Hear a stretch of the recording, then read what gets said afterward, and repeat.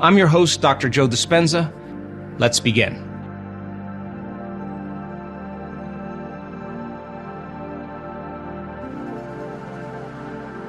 Yeah, I think the greatest challenge when we have strong emotions that are stored in the brain and body is it's very difficult to think greater than how we feel. I think that is the challenge. And feelings are a record of the past. So the person, if they can't think greater than how they feel, then they can't see a possible future because they're looking at that future through the lens of their past biology. And so, best thing for a person to do if they're truly, truly committed to change is to really understand what change means and really understand that there's a biology and a very specific explanation of what change is, okay? So the person says, I didn't create this reality. Okay, you didn't create that reality. I didn't ask for the life that I'm living. Okay, you didn't ask for the life that you're living. Okay, I didn't pick these parents somehow. I was born into this family. Okay, great. So now what? If our excuse to change is really, it's that person or that circumstance or that past that's really making me feel this way, you can do that for a while. But if you start reading and learning and filling your brain with knowledge and making new connections in your brain, you got more raw materials to start thinking about new possibilities. Now, that's what information does. Information, every time you learn something new, you're making thousands of synaptic connections in your brain. Repeat it, review it, think about it, talk about it, share it. And those circuits begin to create long-term connections called memories. And now you're adding more three-dimensional stitches into the tapestry of your gray matter, and you're building information to see that there are other ways to live. Now, you pick up a book on someone who's had trauma and they turn that trauma around and they live their life in joy and they see it differently, and you're picking up and relating with the story, and at the same time you're realizing you're identifying with this character, and if they can do it, you can do it too. All right, so now the possibility exists. Okay, now the person really who truly wants to be happy says, I can't live in my past any longer. Okay, I understand that. I know it's hard. And I know I'm gonna default back to my old personality, maybe 10 times or 20 times or 100 times in one day. And that's okay, because if I'm alive tomorrow, I'm gonna try and do it better the next day. I'm not gonna think, act, and feel this way. So how many times do we have to forget until we really stop forgetting and start remembering? How many times do we go unconscious in our waking day that we have to stop going unconscious and stay conscious? So the person who no longer wants to be, and I hate to use this word, victimized by their life, but excusing themselves from the possibility that there could be an alternative way to live, a new life to live in. The person who excuses themselves that way is because they can't imagine a new life greater than how they typically feel. And of course, it takes trauma or disease or diagnosis or loss or betrayal for the person to be so knocked out of balance that they finally say, I have to change. And they can tell you exactly where they were, the time of day it was, who they were with when they made up their mind to change. This happens thousands of times in our research. The person says, I'm making up my mind in this moment, and they make a decision with such firm intention that the amplitude of that decision carries a level of energy that causes their body to respond to their mind. That the choice that they're making in that moment in time is a moment in time they will never forget.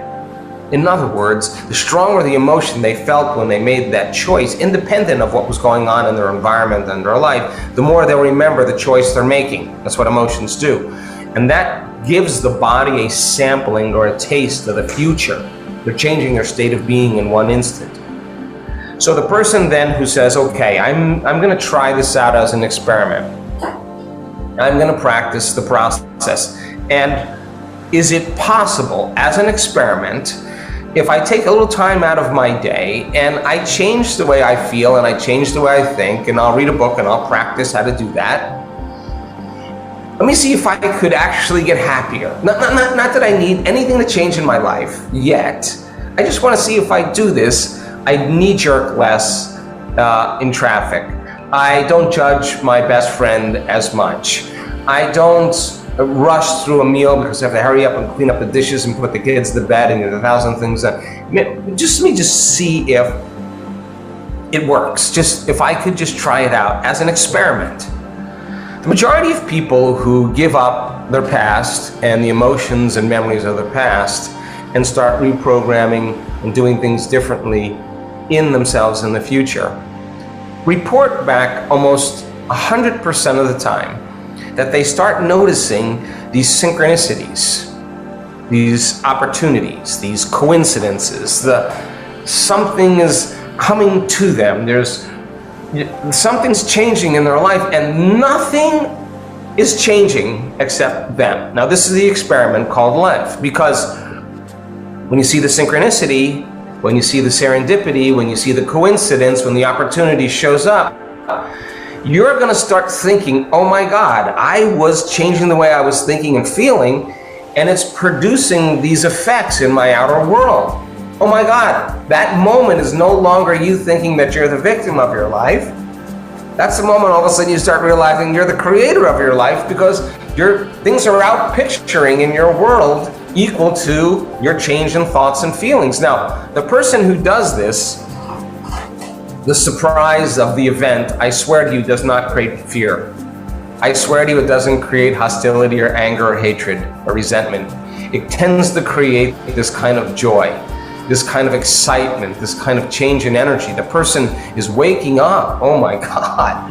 Oh my God. I'm getting feedback from my life. Now, the moment they get feedback from their life, they're going to pay attention to what they did to create that feedback, and they're going to do it again. And all of a sudden, here come the better opportunities, the synchronicities. And the person starts feeling a different emotion, and if they're feeling a different emotion from the synchronicities in their life, they're going to think less about their past and their traumas, because they only go back to those memories of the trauma when they feel the emotions from some trigger or some circumstance in their life that caused the emotional response, and they have no idea that they could actually change that. Give the person the tool on how to change that, and you hang out with enough people that are doing the same thing. We have events with 1,500, 2,000 people, and everybody's got a story. Yeah, and you know what? You can't tell me now. You're too old to do this work. You can't tell me that. We've measured elders' blood, their brains, their hearts. They know how to. You can't tell me you're too sick to do this work. We have people with stage 4 cancers that got the prognosis they weren't going to live more than a month. They are completely cancer-free. People that were blind, that were traumatized from birth, traumatized from childhood, that are seeing again because they overcame the trauma. So you can't tell me how you had a difficult past, because we've had people that had some brutal pasts and turned it around. So there's this kind of amazing thing that starts to happen when we try out the experiment and we feel these elevated emotions. We won't be thinking about the past, because those emotions are causing us to enjoy the present moment. Why would we want to leave the present moment? It feels too good. And so we teach people how to create this balance and coherence between their heart and their brain. And when there's this elegant dance between the two, the person becomes very relaxed, not relaxed like they want to sleep, but calm and at peace, and very awake and very aware. They're not in the familiar past. They're not in the predictable future. They're actually present and relaxed in the moment. And so then the job then is to be able to get so good at that with your eyes closed that you could actually do with your eyes open in your day. That's the challenge. So I think it is a worthy conversation, but I can tell you from my own experience and our own research that enough people have made those changes when they start experimenting with the process.